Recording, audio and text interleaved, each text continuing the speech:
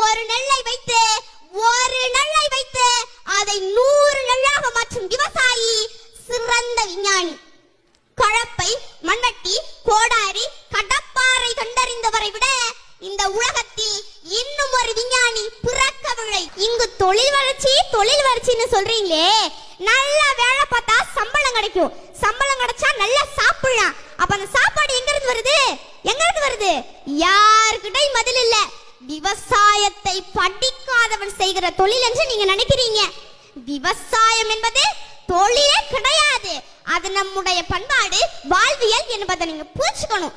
விவசாயத்தை படிக்காதவன் செய்கிற தொழில் என்று நீங்க நினைச்சீங்கன்னா, படிச்சவனுக்கெல்லாம் பசிக்காதான்னு கேட்டா பதில் இல்ல.